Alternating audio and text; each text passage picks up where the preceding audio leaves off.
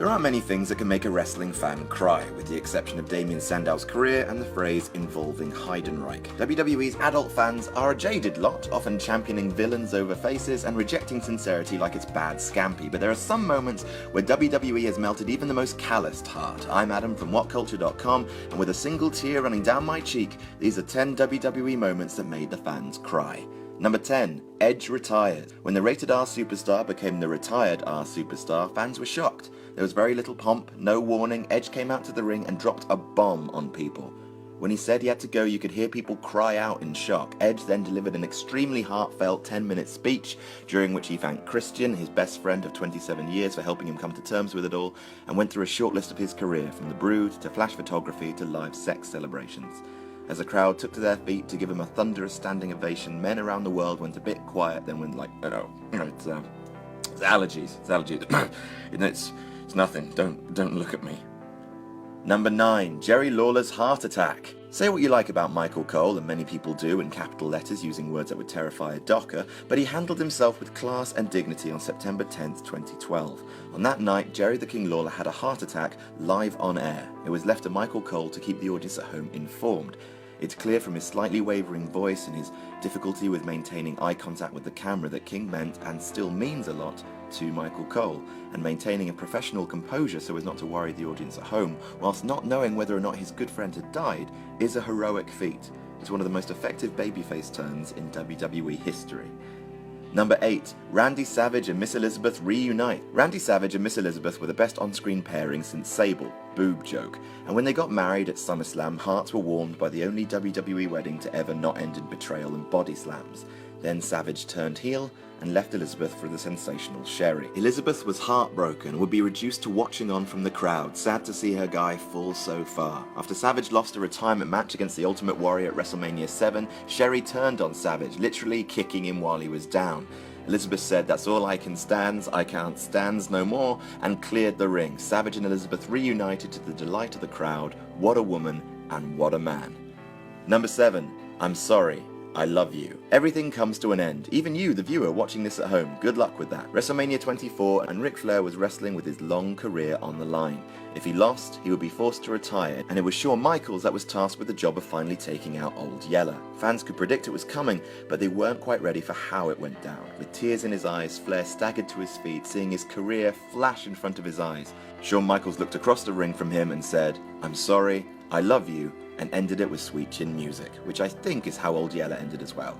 As soon as the pinfall sounded, HBK kissed his hero on the forehead and immediately vacated the ring, leaving Flair alone with thousands of emotional fans.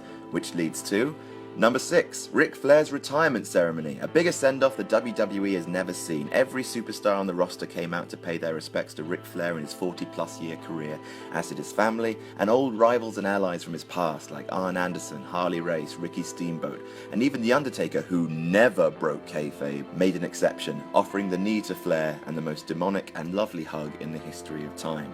Not only was this all just too much, but it was the little things like Flair strutting one last time, or dropping an elbow on his jacket that really plucked the heartstrings. Of course, Ric Flair went on to wrestle like a dozen more matches, but... Number 5. Lillian Garcia sings the national anthem post 9/11. Now, I don't really have too many jokes about this entry. 2 days after the attacks, the SmackDown taping was one of the first, if not the first, mass assembly of its kind in America. With people unsure whether the country was still under attack, Vince called terrorism a jabroni and went ahead with the show, resulting in a highly emotional SmackDown, which are two words that don't really seem to go well together. But no moment from the show was more powerful than Lillian Garcia's rendition of the national anthem. With the entire locker room on the entrance ramp, she came close to breaking down, but she powers her way through the song. Rewatching it is still chilling, especially when she bellows, "Our flag was still there." Number 4, 21-1. When Brock Lesnar beat the streak, the wrestling world was briefly shocked into silence. How? What? Why would they?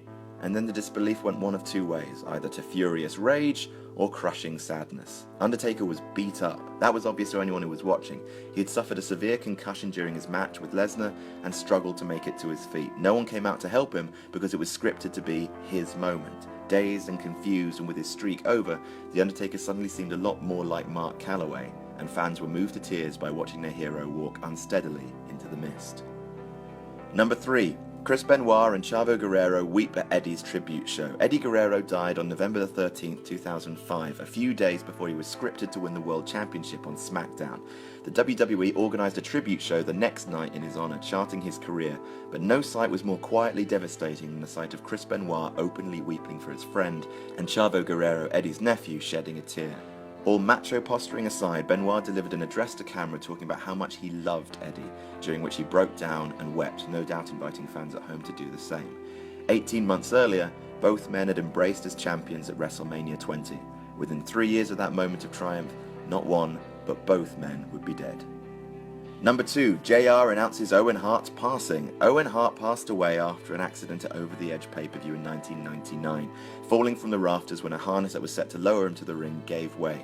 The live crowd was shocked and confused, not knowing if what they'd seen was a work. The audience at home, however, hadn't seen anything at all. The news was broken by JR, who told the crowd that Owen Hart had tragically died. The tribute to him the next night on Raw was incredibly touching, but there was nothing more devastating than having the news suddenly dropping on you. That devastation receding into confusion and sadness at the loss of a great wrestler in his prime. Number 1, Conor the Crusher's tribute video. Okay, wow, that is really... watch it. It's desperately sad, but also somewhat life-affirming that even in a company as provably stupid as the WWE, when poo rains from the ceiling, midgets dress as bulls, and men simulate sex with dummies in coffins, even they can take time to make a little kid's life immeasurably better. They gave Conor McCallick, aka Conor the Crusher, not only an amazing WrestleMania experience, but also a pinfall victory over Triple H, which is the most precious gift of all. Watch the video, it's truly lovely. And that's our list. Did we miss any out? Tell us about it in the comments, and don't forget to like, share and subscribe, and you can even follow me on Twitter here. I'm Adam from WhatCulture.com, and I'll see you soon.